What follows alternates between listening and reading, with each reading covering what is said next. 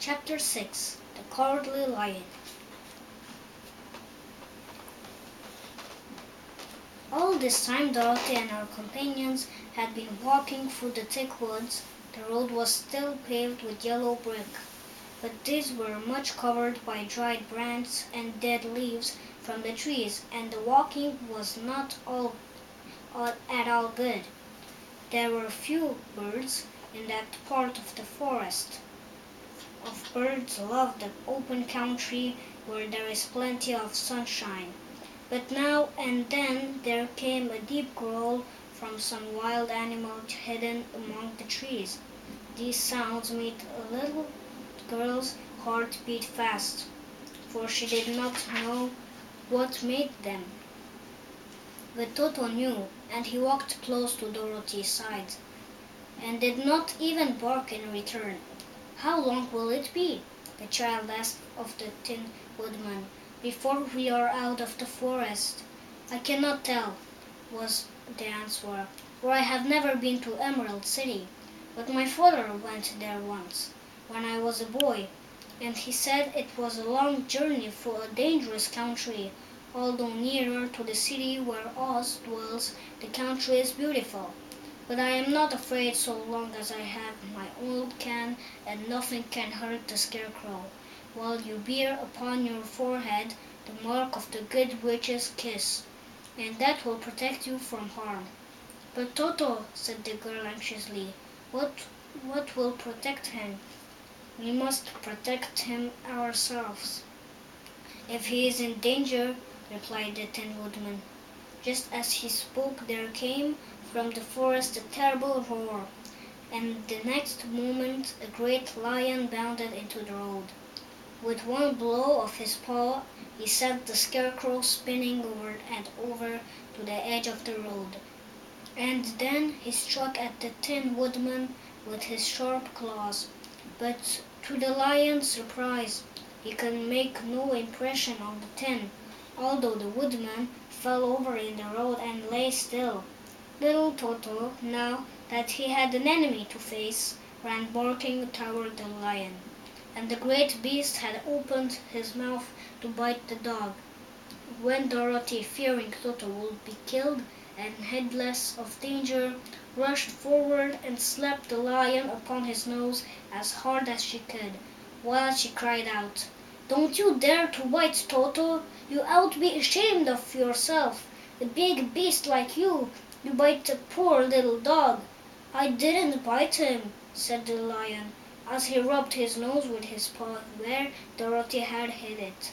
"No, but you tried to," she retorted. "You are nothing but a big coward." "I know it," said the lion, hanging his head in shame. "I've always known it, but how can I help it?" "I don't know, I'm sure. To think of your striking a stuffed man, like the poor Scarecrow." "Is he stuffed?" asked the lion, in surprise as he watched her pick up the Scarecrow and set him upon his feet, while she patted him into shape again. "Of course he's stuffed," replied Dorothy, who was still angry. "That's why he went over so easily," remarked the lion. "It astonished me to see him whirl around so." "Is the other one stuffed also?" "No," said Dorothy. "He's made of tin." And she helped the woodman up again. "That's why he nearly blunted my claws," said the lion. "When they scratched against the tin, it made a cold shiver run down my back." "What is that little animal you are so tender of?" "He is my dog, Toto," answered Dorothy. "He is made of tin or stuffed?" asked the lion. "Neither. He is a meat dog," said the girl. "Oh, he's a curious animal, and seems remarkably small, now that I look at him. No one would think of biting such a little thing except a coward like me," continued the lion sadly. "What makes you a coward?" asked Dorothy, looking at the great beast in wonder, for he was as big as a small horse. "It's a mystery," replied the lion, "but I suppose I was born that way. All the other animals in the forest naturally expect me to be brave, for the lion is everywhere thought to be the king of peace. I learned that if I roared very loudly, every living thing was frightened and got out of my way. Whenever I've met a man, I've been awfully scared, but I just roared at him, and he has always run away as fast as he could go. If the elephants and the tigers and the bears had ever tried to fight me, I should have run myself. I'm such a coward. But just as soon as they hear me roar, they all cry to get away from me, and of course I let them go.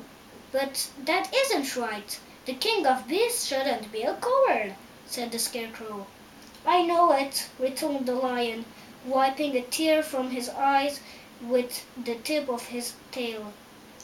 It is my great sorrow, and makes my life very unhappy. But whenever there is danger, my heart begins to beat fast. Perhaps you have heart disease, said the Tin Woodman. It may be, said the lion. If you have, continued the woodman, you ought to be glad, for it proves you have a heart. For my part, I have no heart, so I cannot have heart disease. Perhaps, said the lion thoughtfully, if I had no heart, I should not be a coward. Have you brains? Asked the scarecrow. I suppose so. I never looked to see, replied the lion. I am going to the great ox to ask him to give me some, remarked the scarecrow, for my head is stuffed with straw. And I am going to ask him to give me a heart, said the woodman.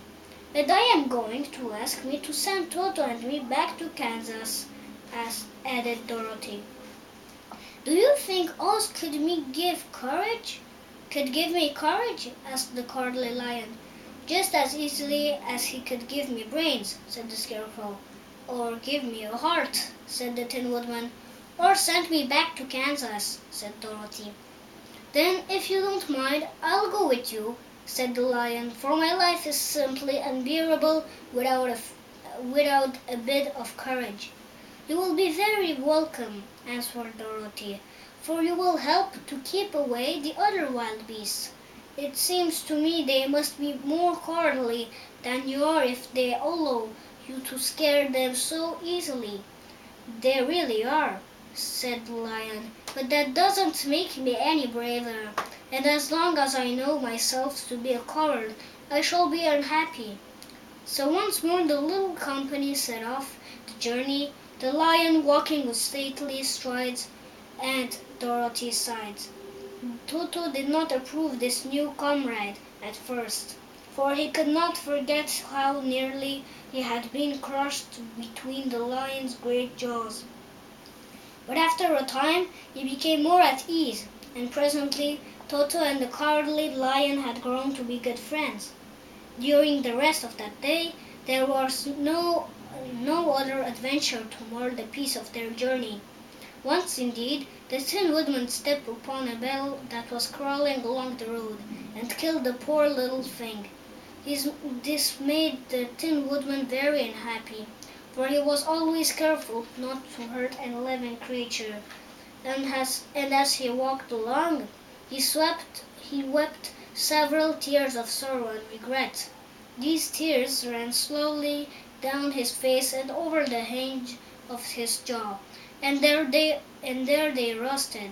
When Dorothy presently asked him a question, the Tin Woodman could not open his mouth, for his jaws were tightly rusted together. He became greatly frightened at this and made many motions to Dorothy to relieve him, but she could not understand. The Lion was also puzzled to know what was wrong. But the Scarecrow seized the oil can from Dorothy's basket and oiled the woodman's jaws, so that after a few moments he could talk as well as before. "This will serve me a lesson," said he, "to look where I step, for if I should kill another bug or beetle, I should surely cry again, and crying rusts my jaws so that I cannot speak. Thereafter he walked, very carefully with his eyes on the road, and when he saw a tiny ant toiling by he would step over it so as not to harm it. The Tin Woodman knew very well he had no heart, and therefore he took great care never to be cruel or unkind to anything. You people with hearts, he said, have something to guide you, and need never to do wrong. But I have no heart, and so I must be very careful. When Oz gives me a heart, of course, I needn't mind so much. This was the chapter 6. Chapter 7 is the journey to the Great Oz on the next video.